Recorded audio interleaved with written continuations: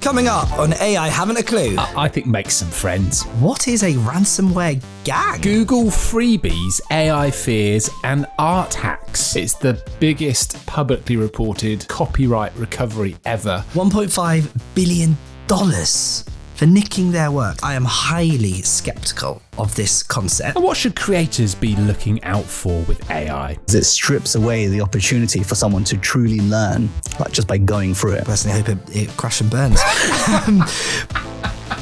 Hello and welcome. This is AI Haven't a Clue, and I swear we are getting just a little bit closer now to finding out what this deal is with the world of AI, because I'm George Butler, podcast AI novice, and this is James Chandler, the podcast resident expert, I guess. I think the gap's closing. I think you could sit in this seat, George. I think there could be a sort of George's listener question coming up, maybe in the coming weeks.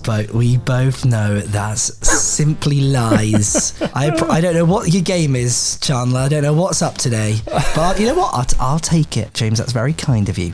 By the way, you know how we had Snoop Dogg in the studio the other day? Well, AI Snoop Dogg. Oh, and Will Smith we had as well, I think.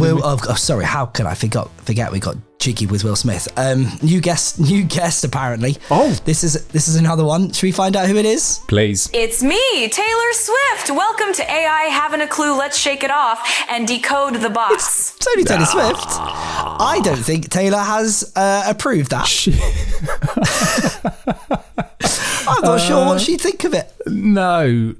We had the sort of not so good stuff that had been appearing on Grok and X with Taylor, so I can't think she would be approving much these days. No. Good, big Swiftie, so that's great to get her on. Well, fantastic. As am I. So lovely having Taylor on the show. But let's shake her off for now because we've got lots to cover. Thanks. Because we've got lots to cover today. In the news, we are talking AI podcasts, but not this one. And the biggest payout in copyright history. Plus, James is tackling another listener question.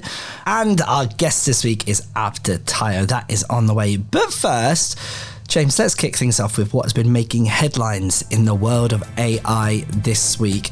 And we're going to start, James, with something we have covered before, because in this AI wars that we keep on talking about, which is an international game, it's not just in those big tech firms, it's between America and China, and of course the UK. And we've had the Minister for AI on the podcast before, telling us how AI is a top priority for the government. The Alan Turing Institute, which plays a key role for the UK AI industry, is facing yet another controversy. Yeah, and we touched on this a couple of weeks ago. There was a whistleblowing complaint, if keen listeners will remember. The CEO has now come out and had to resign. Dr. Jean Innes has stepped down as CEO after this whistleblowing complaint, and some government pressure as well to refocus on defence. Interestingly, the technology secretary, as was Peter Kyle, who's gone into a new brief now, he actually ended up saying, look, we could think about pulling funding here unless you prioritise defence, national security, and what he called our sovereign AI capabilities. It kind of all surfaced. 93 staff signed a letter of no confidence, which is never good. That was back in 2024. Whistleblowers came out. I mean, everything's kind of been leading to this, but yeah, the CEO's now stepped down. James, excuse my French, but this institute is a show. I mean, it's supposed to be one of the things driving UK AI, and week after week there are issues and controversies and reasons why it's not really doing its job. That said, do you think it's interesting that it's been given this remit for defence rather than a focus on broader innovation? Well, it started as that. It was looking at all sorts of things. It was looking at health. It was looking at the environment, sort of responsible AI as well, I suppose. And now is being pushed in this very specific direction around defence as its core mission, which is kind of interesting. People are saying, though, this narrowed focus might actually undermine the incredible reputation that the Alan Turing Institute has. And as you nodded to in your intro of this, this is one of the big tenets of the UK on the global stage in amongst powers like China and the UK. So it's mega important to the country for sure. Well, if anyone out there knows anybody from the Alan Turing Institute that wants to come on and tell us what's going on, and also maybe just shine a light on some of the good work that they're doing, that would be fun. So do let us know, please. Right, James, there is a story about a new threat in the AI space with a ransomware gang. Before we get into this, what is a ransomware gang? Yeah, ransomware is effectively hackers, for want of a better word, are going to come in, they're going to steal property, intellectual property, things you've made or you value, and they're going to release them to the public or do nefarious things with them unless you pay them some money. So in this case, it's an AI ransomware gang called Lunalock.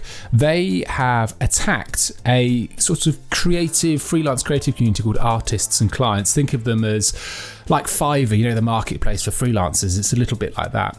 They want, the ransomware gang, they want $50,000. And if they don't get it, they say they're going to leak all of this stolen artwork that they've nicked.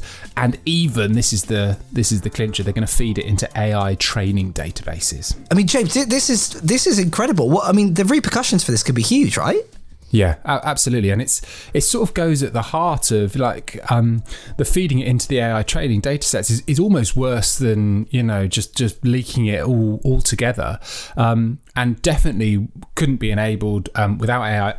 Of course, the context of this, as we know, as we've covered it again and again with Gayan Potter or Dua Lipa, Elton John, whatever it might be, it's huge debate now around copyright, around what AI can and can't be trained on. If it replicates something, should the original artist be compensated in some way? So there's this whole kind of thing going on in the backdrop. There's some interesting things going on around this as well. There are some artists who have been really proactive against this sort of digital theft and what's now being called AI scraping. There's a couple of tools, one called Glaze, one called Nightshade. I know you love a good name. They both good names, to be fair. Give them credit. They are good names. They've been developed by this guy, Ben Zao, at the University of Chicago, and what they do is they very subtly alter the images so that to you and I, to the human eye, they look exactly the same, but they basically render them useless for AI training. So when the AI goes to sort of suck them up and ingest them and train on them, what's been altered in the background makes absolutely no sense with what's in the image. So AI is picking up on little chunks of things. So the image could be of a man riding a horse, but the data set bit might indicate that it's a sort of a dolphin swimming in a pond or something like that. So it can't actually be used to train the AI database. So it's almost like this kind of watermarking. It's a really, really interesting thing to make these kind of ransomware attacks less effective, because of course if you had that kind of watermark, it would be useless to the AIs to train on them. So yeah, interesting. Yeah, very clever, and will be interesting, James, won't it, to see that form of IP protection, whether that you will see different but similar things being done in the music space or in the visual model space, whatever, photography. Really interesting. Love that. Right, James, there is a story about a new podcast business that's being set up. Before we get into it, I'm going to get in there early and say I am highly skeptical of this concept. Shock. Highly skeptical. I will give my side of this after you've kind of just explained what this new business is all about. It's a business called Inception Point AI, and they want to build a roster of AI podcasts, AI hosts, effectively cutting costs, scale really, really quickly, but they get full control over everything as well. So the episodes, they're saying, they can do 3,000 episodes a week at $1 cost per episodes. This new startup, I mean, it's really playing into that whole efficiency cost saving thing, which we know in a lot of cases, Klarna being one, doesn't always play out that well. I mean, James, this is next level. Again, sorry, excuse my French, bullshit. Like they have said in this press release, I read it because there's a quote and it says, the age of AI slop is over. Absolute rubbish. This is quite literally AI slop, where they have fed in topics into their Gen AI, and it's pumping out a load of crap with no quality control. They've quite literally said that if a podcast is costing $1 to make, an episode's costing $1 to make, well, if they have 50 listeners, then it's all well and good. Well, I'm not being funny. If a podcast is being made and it's only finding an audience of 30, 40, 50 listeners, well, it's probably because it's not particularly great.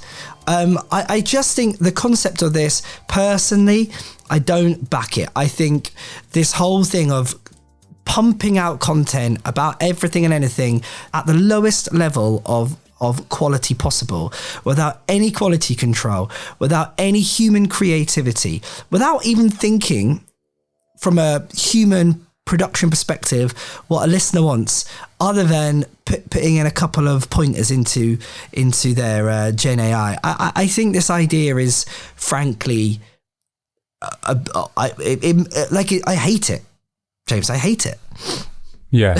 Can you feel it? I'm feeling that. A couple of things. They say they're going to have lots of diverse, they're calling them AI personalities, effectively hosts. They think about 50 different hosts covering all sorts of different topics, gardening, sports, weather, and kind of ongoing testing to see who's resonating, tone of voice, all that sort of stuff. The content ideas are going to use AI trend analysis. So what is it that people are kind of searching for, listening for? And then the episodes are going to be built with 184 custom AI agents across loads of different language models. So, you get the same podcast in 20 languages. Might be quite interesting. They also say in the press release, they see AI podcasts as a new genre, complementing, not replacing human hosted shows. What a load of rubbish. That's completely rubbish. What do you mean it's not competing with? Of course it is. It's people aren't going to have, a select group of podcasts they listen to and a select group of AI podcasts they listen to. And one day they're going to dip into one, and you listen to what you listen to. For this business, best case scenario for them, it is a hit, and things miraculously sound amazing, and they do replace human hosted shows. That's the reality. I personally think the only thing they're currently doing well, they stay at the top of the podcast, and it's an AI host, but they've said they might get rid of that. So I think that would be very confusing, very strange. I think personally this is going to fall with AI music. I just don't think people are going to resonate and connect. Look, I'm not saying that the idea of putting out a whole load of niche podcasts is a bad idea. I think they will find mini audiences. But here's the kicker, James. Right now, this business, I think, has about 7 or 8 team members in it. No one's being paid. No one is taking a fee. Now, obviously, they think they're getting in there and they'll be taking shares, and they think this business might blow up and they might get investment in. They may well get investment in, but I put a lot of investment in this business not existing in 4 or 5 years' time, and it losing a hell of a lot of money. But we'll see. Yeah, we'll see. I think for someone to produce an ultra niche gardening podcast for 30 people, like the numbers just don't add up in terms of booking a studio, paying a host, doing all the rest of it. So if AI can do that at quid an episode, and it doesn't really, I mean, that maybe that's all right. I see what you're saying, James, but I think 2 points. Firstly, people are making those gardening podcasts at the moment already, just because they want to do it. They love the topic, they have the passion, and that is what is going to separate the real podcast from the AI podcast. These bots are not going to have the passion and the authenticity to talk about their love in the niche topics that the real human beings are. And that's the thing. This is all about the dollars, whereas the authentic, real human-led podcasts are about the passion for the subject. And I also think when it comes down to scaling this business, paying people salaries, I just think economically it's not going to stack up. We will see. Maybe, it's like with all modern tech media, it's a numbers game, isn't it, James? And if they do put out 1 million small podcasts that reach 10 people each, and they have 10 million listeners, then yes, of course there'll be a big data sell there, and there'll be a big advertisement sell there. Who knows? But I don't think it's going to get to that level of scalability, because I just don't think there's going to be the connection with the audiences. No, wait and see. The thing I think about most when I see this is, Casey Logan wants to work. That got me all riled up, Jet. All riled up. I quite like this sort of agreeing disagreeably thing. We'll see. And we shall see. I just personally hope it crash and burns. But and talking of crashing and burning, James, Anthropic have done exactly that in the courtroom this week, because they've agreed to pay authors $1.5 billion for nicking their work. This is incredible. James, before we get into this, just remind us who Anthropic are in the big tech scene. So, yeah, Anthropic, probably people best know them for Claude, which is their LLM. Very good one at that, I should say. You're right. It was a class action lawsuit from authors. It's the biggest publicly reported copyright recovery ever, as you say, $1.5 billion. Loads of authors had come together and accused the company of, using millions and millions of pirated books to train Claude. All of this was kind of dependent. Anthropic had accepted that they'd have to pay this money. It all hinged on this judge to come in and basically rubber stamp it and say, that all has to happen, that's the settlement. The judge came in and has basically postponed the settlement, which has sort of cast everything into lots of confusion. Authors initially had come out, were very excited, kind of landmark case.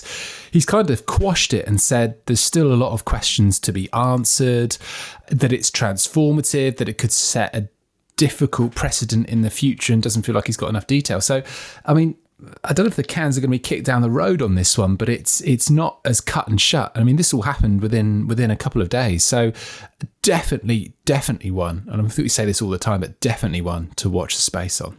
I mean, we talk about the precedent here. I mean, I'm imagining, James, correct me if I'm wrong, but all of the big AI firms have likely done a very similar thing where they have swept, history of media and pumped it into their AI systems, built it around it, obviously, clearly without, in many cases, asking for the right permission.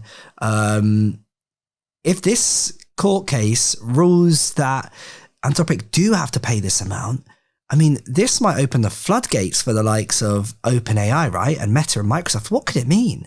Well, I wonder if that's what's playing on Judge William Alsop's mind when he said, I mean, this is a landmark judgment that could really set the tone and the tempo for what comes next, because any company in AI would be affected by this. As you say, it would set that precedent. So I just wonder if that's kind of weighing heavy on him there. Suddenly, it would be a huge victory, not just for authors. It would be a victory for the Elton Johns, for all of these people that are campaigning, saying that it's not right that AI is effectively training all their models on my stuff that I've created at my cost. So yeah, again, I have to see what happens. But yeah, I wouldn't be surprised if that sort of footnote in history is weighing quite heavy on the judge's mind here. I'm imagining Judge William Alsop might be receiving some cake right now, some nice edible goodies from Sam Altman and the likes. I think he might have. Yeah, imagine if, I don't know if you can lobby judges. Is that all right? Maybe not. Maybe he's in sort of like one of those. You have to change his identity, go and live in a sort of a strange village in the back end of somewhere in America. Maybe you can't get to him. Yeah. And if any of the big tech firms do happen to be listening, that was a joke. Just to put it on the record, it was a joke. What about the stuff about crash and burning? Was that a no? That's happened. It's a hard 1.5. That's hard. 1.5 Billy.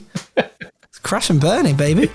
Right, we are moving on now to a story about AI job anxiety, which it turns out is a real and rising thing, James. Yeah, so this is a US story that's come out. Workers across all different career stages basically are feeling this unease around AI, how fast it's going.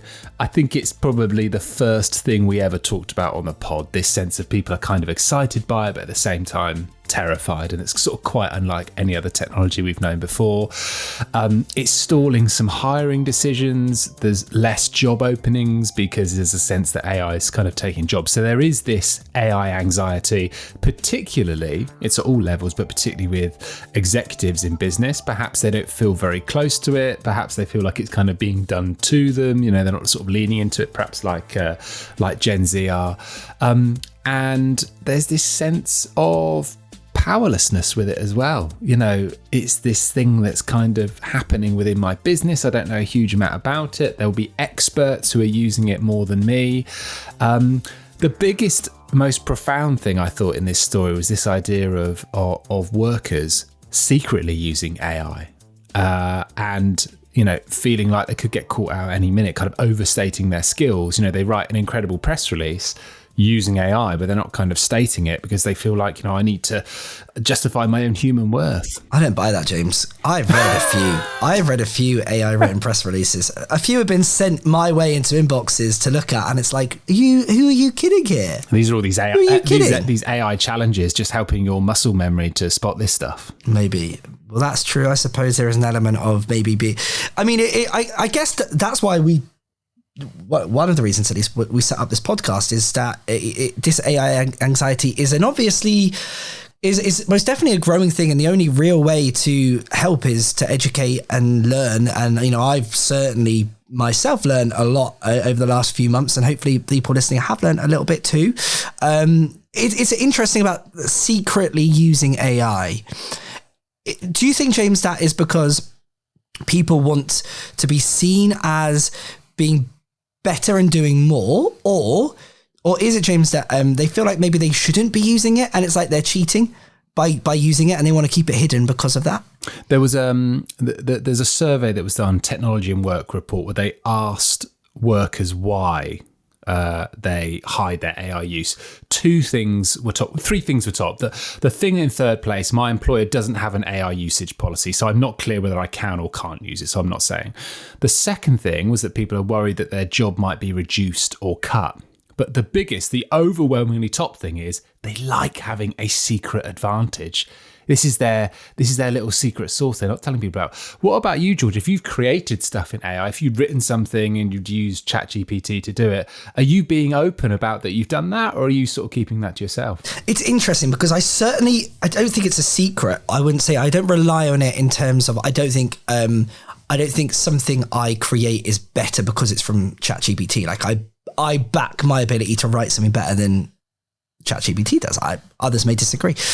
I think there are instances where I've used ChatGPT, and if someone asks me, you know, has that been created with AI? I'd be like, yeah, it's great. Look at this. Yeah, and that's happened before. But equally, there have been things that I've done which have been put out there, and there's been little bits that we've done with this podcast where we put things on socials or online and have used the help of AI to create things. And, you know, I will say that right here on this podcast. It's no secret. That said, it's not something would necessarily be labeled right at the top of the article because I don't really think there's a need for that necessarily. I think, but then again, maybe people would disagree. Journalists out there might say, well, if you're putting an article out and it's been partly written by ChatGPT, maybe you should flag that. What's your take?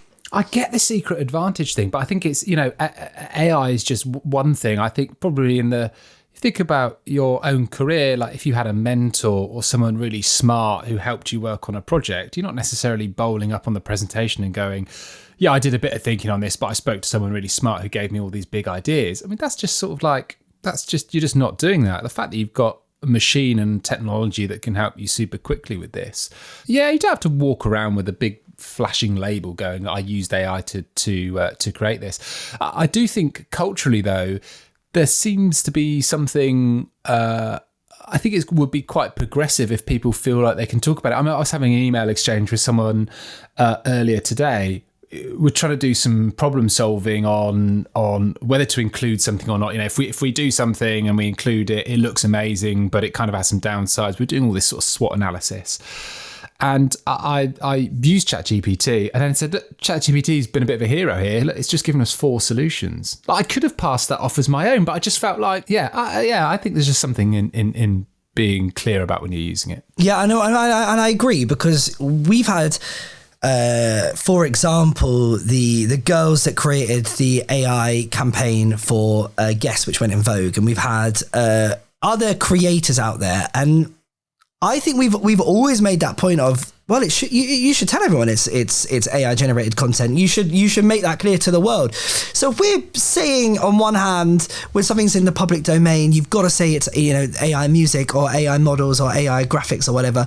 But actually, we shouldn't be so transparent when it comes to what we do. Well, that's a bit hypocritical. Yeah. So I totally agree with you on that, James. Be more transparent. And if your company hasn't got a policy on AI, get them to write one down. Get them to decide what tool are you going to invest in. It just stops people using like 50 different tools and giving you different things and probably leaking a load of confidential, sensitive stuff out into public LLMs, which you don't want either. Without meaning to sound like Talk Sport or 606 here. You don't sound like this. If anybody, I think that's a compliment. If anybody out there has got an interesting take on this, whether it's their own personal take, whether it's their business's take, just a thought in general, we'd love to hear it.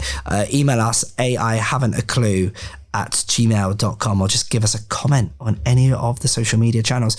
James, finally, there's two stories that I really quickly wanted to cover here because we talked a lot about it before, so it's not new news, but it's interesting, I think, to reference. Firstly, I don't know if you saw the other day, Apple, in their kind of big yearly product launch thing that they do with Tim Cook, they have got their new AirPod in-ear headphones coming out, and there is a new AI feature. And we've discussed this before, but it will seamlessly, apparently, I haven't tested it, but they say translate between you and someone speaking a foreign language. And that is both you hearing what they're saying and Siri explaining it in your ear, but it works as a mutual conversation as well. And it also ties into another story out there about how AI is helping basically translate African languages, which have typically never really been written down and have always been through speech. So we talk a lot about the negatives of AI, the things we should be scared about. There are some really interesting, amazing things happening. Yeah, that AirPods demo looked amazing. And granted, it was a glossy video that had all the usual Apple hallmarks of kind of being brilliant, but we've seen it work when Google did that good big product launch around meat, and they were showing it in real time. The fact that you've got this translation going, just all of the barriers start to drop. And we're talking about Spanish and French and Western European languages. Amazing that it can get into Africa and the number of languages and the unlock AI could have there. Yeah, amazing. African Next Voices is the project, and researchers have created the largest known data set of African languages with 9,000 hours of speech in 18 languages across Africa. And that's comes through money from the Bill Gates Foundation, which is very good. We should get someone on. That would be a great thing to talk about. Well, Bill, I don't know if you're listening. If you are. I wasn't thinking Bill exactly, but yeah, it might be. No, I mean, I was. Aim for the top. We should talk about this. Was Bill at the kind of the Trump meeting the other day? Because poor old Elon didn't get. Well, I believe he was, James, because for those who don't know, Donald and Melania Trump, and obviously we talked about Melania doing stuff in the world of AI in America before. They invited all the big tech leaders. Bill Gates, Sam Altman, the Zuck, as he likes to be known, was there. I think also Tim Cook, who. I don't know if you heard his little speech to Trump about all the good that he's doing, but he could not be further inside Donald Trump right now.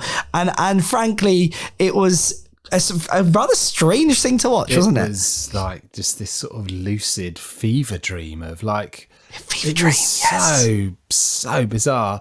And we never got to the bottom whether Elon was invited but couldn't attend or sort of NFI, but I mean, very notably absent from that. No way was he invited. There was no way that he was, and he would have been so triggered not to have been invited, honestly. And a couple of the CEOs are coming across when Trump does the UK visit. I believe a couple of them, I think I read Sam Altman's one of them. They're coming across with him for various meetings with the UK, etc. So, on these big presidential trips, and there'll be a lot riding on that trip to the UK, as we know, it'll be pretty politically charged. Interesting that the people he's choosing to bring across with him are these AI leaders. So, it's big stuff for Trump. Yeah, what a interesting time. And what is amazing, I think, is that in his first administration, he was all about like the workers and like the building companies and the people that manufacture real products. Let's get America creating their own products again. And he, in the first year in charge, has been obsessed with big tech, whether that's Elon Musk or befriending Tim Cook and Mark Zuckerberg. He's been obsessed with big tech.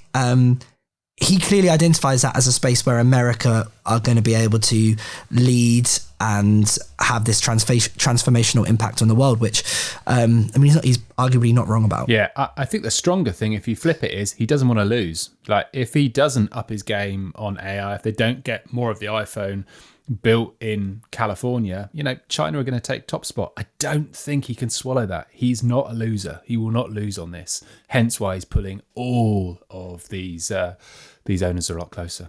It will be interesting to see Elon's response, because I don't imagine he was best pleased by not being there. We shall see. Have you seen anything interesting?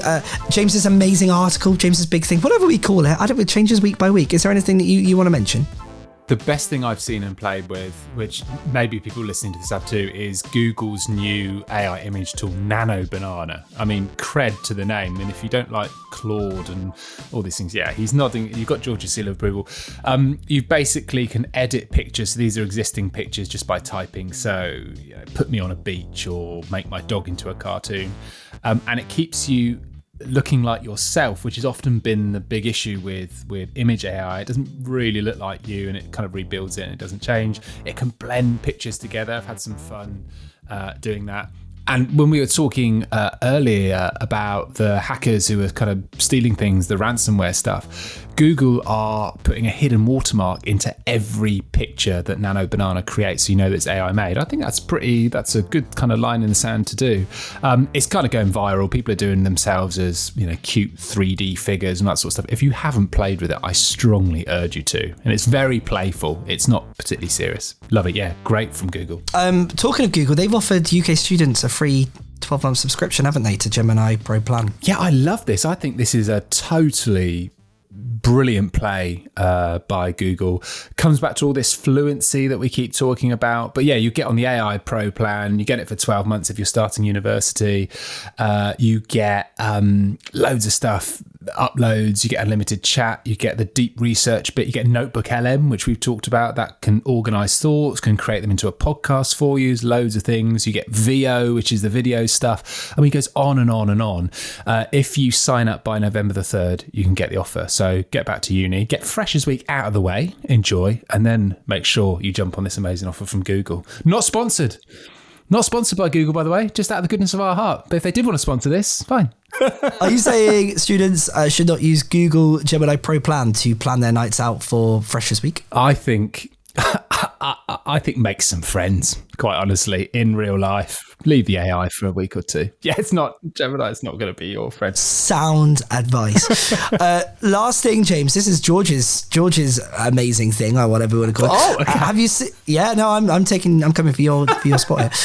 Have you seen in Vegas what they've been doing at the Sphere? Obviously, that amazing arena with the huge screens coming down from the ceiling. They've AI'd the Wizard of Oz. So they've taken the Wizard of Oz. They basically used AI to create brand new visuals from the film to fit the Sphere in this huge screen. So they basically used AI to add new visuals which fit this incredible screen. So things are popping out and the wind is throwing in your face and the house is bigger and all that kind of stuff. But it's been a bit controversial because a lot of people are saying, well, it's not what the original creatives behind this wanted. You've not got their permission. You've not got their artistic involvement. And this is a dangerous thing to be allowing, really. That sounds fun. Can we just not let it be fun and enjoyable? I think there's a valid argument that you could flip it and go, well, the creatives might quite appreciate their work still being relevant close to 100 years after it first came out. Who's getting the mug this week? We still doing the mug thing? Mugsy Mugs. James, talking of the Wizard of Oz, you do sort of remind me of the Wizard every week when we ask our listener a question and we just hear this booming voice appear and we can't see the face because it's almost like you're searching into ChatGPT to get the answer. You're like a modern day Wizard of Oz, aren't you? No, nonsense. This is maybe where I need to be transparent about where I'm using AI. That's what it's coming back to, isn't it? It's mostly 90% it's brain powered knowledge. with a smattering of chat. Yeah. Of course it is. Well, as anyone that has listened before will know, we offer a fantastic AI Having a Clue mug if you get your question asked. So do ask us, much like this question, which has been sent in from Big L. No, I'm not having names like that. It's got to be Jane or Steve. I quite like Big L. No, it's just nonsense. I think it's fun. What do you think Big L's real name is? Louis? Lee. Lauren? Lee. Well, Big L has asked this. Big L, who will be drinking from our big mug. Is it true that AI is slowing down or is starting to slow down due to the fact they have scraped most of the data from the internet already? And if this is the case, will using wearables that record daily life be the next step for AI companies to improve their data? Oh my goodness. This is a two-parter. Good question. Big L knows more than I do, that's for sure. Big L, I'm going to call you Lee. Lee, because you've asked two questions, you're not getting two mugs. Can I just be clear about that at the start? Is AI slowing down because it's scraped all the internet? Well, sort of. So all of the big LLMs have probably gobbled up most of the sort of low-hanging fruit, text, images, video. There really are only so many Wikipedia articles and Reddit threads and Substack thingamajiggies that you can feed into a model before you start going back to the same stuff. This is people are starting to talk about data bottlenecks, which is a thing. So there's some experts which think we're going to run out of really high quality training data in the next few years. Other people saying there might be clever tricks you can do with synthetic data, so you effectively get into a weird universe of AI writing for AI, which sounds a little bit sort of weird and a bit Skynet maybe. But yeah, there is a chance that all of the best stuff that's been sort of sucked up, we need some more stuff. So we need quality journalism, we need great writing. So yes, there is a ceiling. Whether it starts to slow progress, not sure. On the wearables bit, yeah, possibly. I mean, it's a whole new swathe of data, smartwatches, rings, your favourite AR glasses, even sort of connected fridges, stuff like that. They've all got lots of amazing, sort of quite disparate but very detailed data on how people live. That could be interesting. Wearables have been around for a while though. Garmin's, Fitbits, Apple Watches, connected doorbells. So, it's not brand new data. The biggest thing in this, though, for me is the type of data. So unlike an article that you've written and put into the public sphere, this is deeply personal stuff. How much sleep am I getting? Steps that you're tracking, but levels deeper. Apple Watch tracking menstrual cycles, people recording things about their mental health. So I think it runs quite quickly into quite a problematic area, which is this is mega personal stuff. I mean, it's all very well AI ingesting a blog that you wrote to, try and develop your profile in a job. It's very, very different trying to suck in, midnight feasts that you've been having from your connected fridge in the middle of the night. I think that's kind of weird. So, don't know. I think there's a big privacy, big ethics thing around that. But yeah, possibly wearable data with people saying they're going to submit it could be a sort of a useful source, could improve the stuff that we get from LLMs for sure. Yeah, good question, Lee. Good answer, James. Great question, Big L. And you know what? It did make me laugh because sometimes I go onto websites and it's like, do you accept cookies? And I'm like, no, I don't accept. You're not having my data. Like, in the grand scheme of things, my cookie data is it doesn't mean anything when they're tracking, how much I'm eating, what I'm sleeping, where I am. Who am I kidding? My cookies mean nothing. Have you got wearables? What are you wearing that could be shown? I mean, would you count AirPods as wearables? Don't think anything that's sort of within the Apple ecosystem. I suppose only Apple are getting, so no one can sort of get that. But yeah, that would be wearable. And if they start doing the translation stuff, I mean, that's wearable. Yeah, that's probably. I don't have a watch or anything or a ring or anything like that. I mean, he's off the grid. Reject your cookies. Whereas James, I don't know if for those who may not have met James in person, he's got like 4 Apple Watches like on each arm. Exactly. He's got the goggles, the glasses, a ring on each finger. All the rings. Yeah. It's like he looks like a modern day Captain Jack from Pirates of the Caribbean, just with Apple jewellery. Track me, I'm screaming. Track me. But reject the cookies. Right, top stuff. A mug is coming your way, Big Don't forget, if you have a question, I would love to ask it. James would probably love to answer it if it's an easy question. Probably. Ideally, it's a hard one. Get in touch. Email us, aihaven'taclue@gmail.com. And whilst we're here, I will remind you, you can also find us on Substack, which is, I think it's pretty decent, actually. You can catch us on all the socials as well. And do give us a like and subscribe to this podcast and rate and review. We would love that. Tell your friends about it. Why not? Yeah, big time. Time now for this week's guest, as we're joined by Abda Teo, who is a designer, creative director and co-founder of Drifttime, which is an agency working with brands who want to do good for people and the planet. We're chatting to Abda about navigating the world of AI firsthand from a creative point of view. Well, Abdi, thank you so much for joining us here on AI Haven't a Clue. Right, I'm going to start with, can you just tell us, what is it that you do and how does AI factor into that? Firstly, thanks for having me. So I run an impact-first creative agency. We work very exclusively in those pillars of sustainability, which is essentially helping people doing very vital, necessary work on the ground, and using things like design, storytelling, creative strategy, digital innovation to help them get from A to B. A being where they currently are, B being whatever their big, I guess, impact goal is. Where AI plays a part is we are in that state of experimenting where we can use it in the best possible sense. And in some cases, it's working really well. In others, we're sort of apprehensive. Let's put it that way. You talk about pillars of sustainability. We had an amazing conversation a couple of episodes ago. That environmental impact of AI, all of the data centers, the heat that it's creating, the waters need to cool. Do those two things rub up against one another at all in terms of that impact that AI is having? And then, you know, some of the businesses, I guess, and the values and the principles of how you go about doing your work. Yeah, I mean, I guess there's no escaping the fact that it takes a huge amount of energy.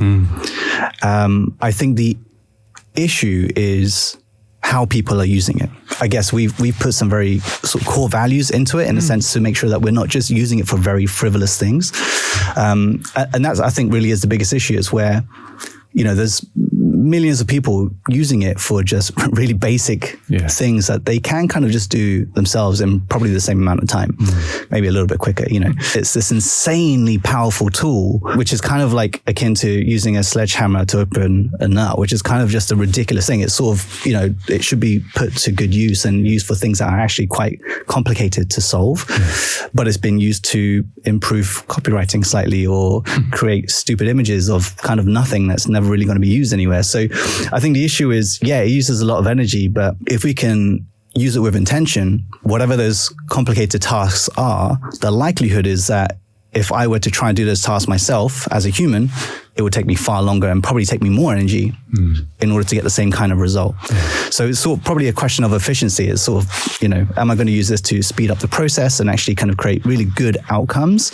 But, you know, if you want to look at it overall as energy, minimize the amount of energy it would take me if I were to do this manually. So do you disagree with people using, let's say, ChatGPT to do their LinkedIn posts, or kind of coming up with just playing around at home, kind of making design? Is that something which you think should be saved for human-only skills, or what's your relationship like with that? Full transparency, I do that. So I don't want to say that. I don't think it's a bad idea. I love an emoji bullet list on LinkedIn. Who does? Yeah, I mean, to be honest, those things are really bad for accessibility because screen readers can't read those emojis. So it actually it's probably not a good thing that you do those things. But with most things, I would say you always have to give yourself a period of time where you're going to be shit at something until you get really good at it. And so it's kind of just factoring that in. Using that time to experiment, try things out, knowing that there's going to be probably an increased cost of energy because you're not using it in the most effective way, but then thinking about, you know, where that takes you and how you can use that with intention, but then also think about the mitigation of that too. So as a creative, AI doesn't scare you? No, it doesn't really.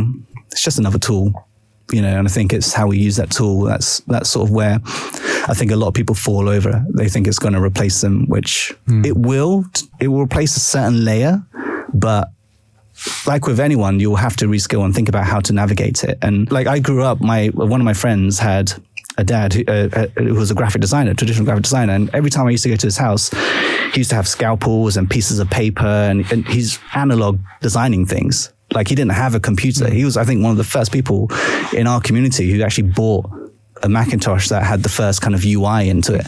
So, you know, it's a similar thing. Like, new tools are going to be introduced, and it's sort of how you navigate it, how you use that, and, you know, sort of adjust in a way to kind of work in whatever the new landscape might be. But it is interesting though, because you have got, you know, some creatives who are very much embracing the use of AI and what it can do and how it can enhance their work. But equally, you've got many who go, I don't want to touch this. I don't want to, you know, what I do is a human thing, and bringing this into the fold is not good for our what we do as an industry.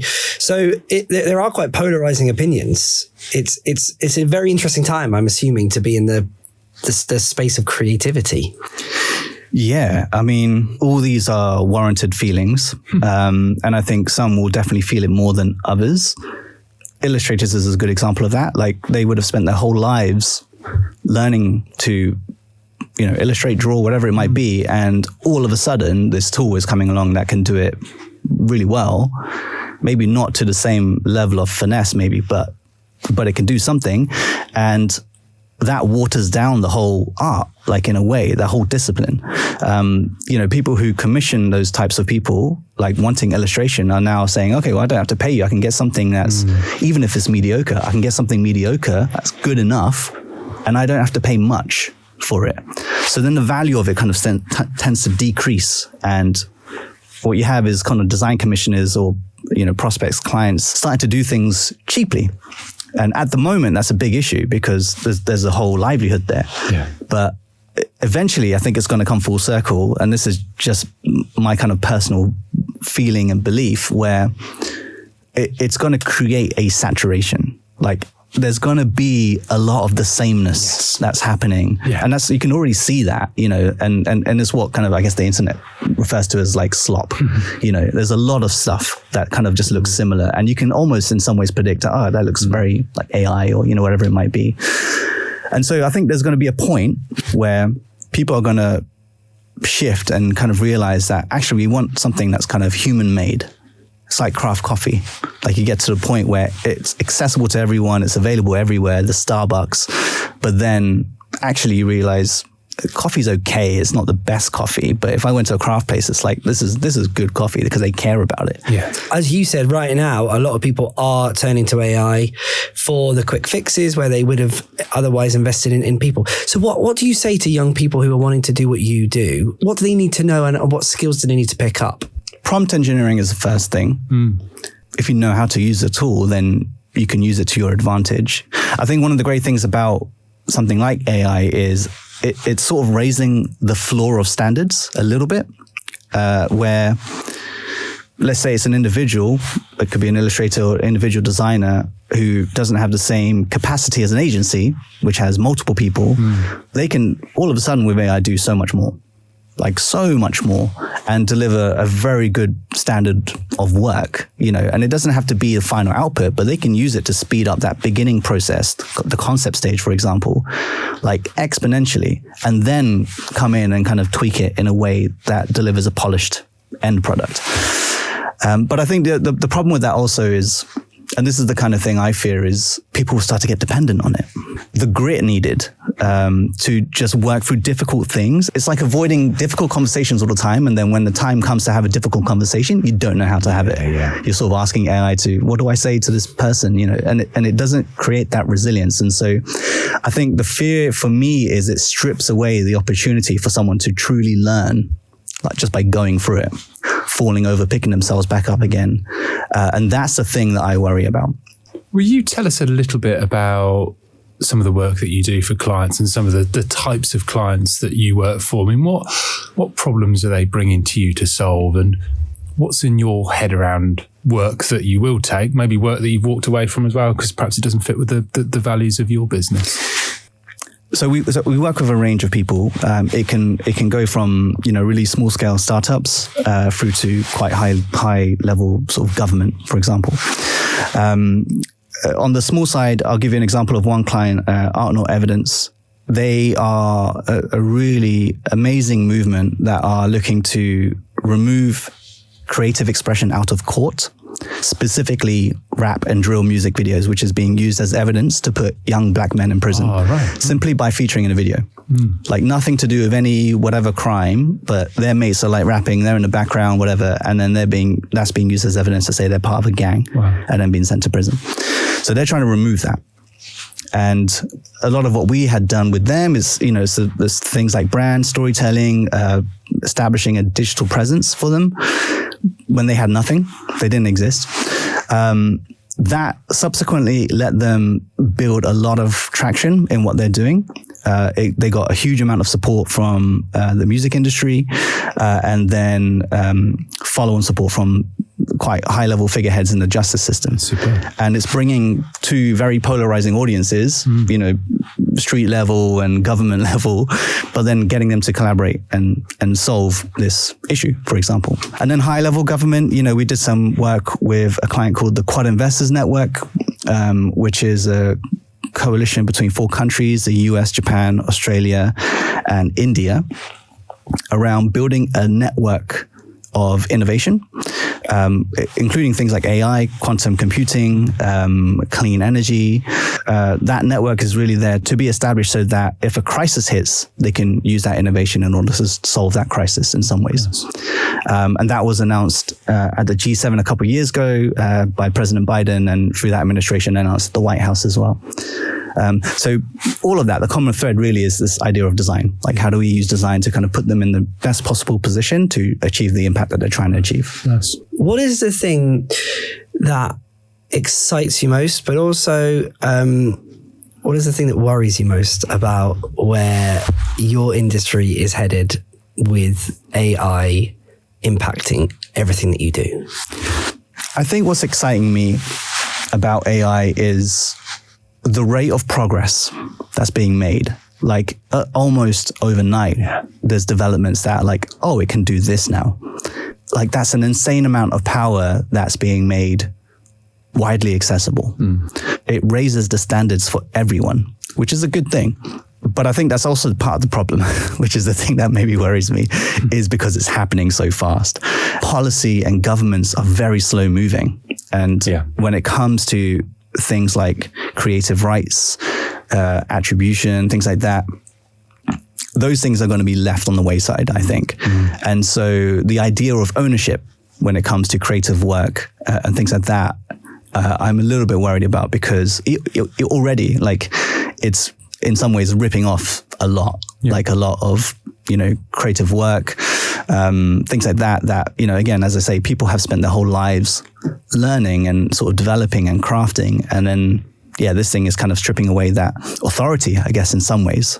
And so I'm a little bit fearful of that, because I think there's going to be less opportunities for up and coming designers, and it's sort of going to leave them behind. And I think it's going to become less of a appealing industry for many. Abdi, that was awesome. Thank you so much for joining us. No, it's a pleasure. Well, thank you, Abda, for joining us on AI Haven't a Clue. It is a minefield right now for creative, James, isn't it? Because it's like, how much do you embrace AI? How much do you use it in the work you're doing? How much do you like, no, human power and human creativity is first and foremost and above everything, and I refuse to touch it. It's a tricky time. Yeah, and we're getting so many different points of view. Viv, the comedian, she's sort of leaning into it. We obviously had the girls in terms of creating the article in Vogue. Go all the way back to some of the voiceover artists who are kind of getting their fingers burned with it. So I feel like every different person you talk to, you're getting a slightly different take, slightly different flavour, but it's fascinating. Yeah, it's a really interesting space. We love hearing all the different viewpoints in it as well. So thanks to Abda for joining the podcast. That is it for this week's episode of AI Haven't a Clue, which means, James, you've got a week off. The AI challenge will return next week. But I believe I'm still winning. Yes, you are. Yes, that is true. I've got another week to sharpen up, and that I shall do. Well, wishing you no luck for that. But we will be back next week.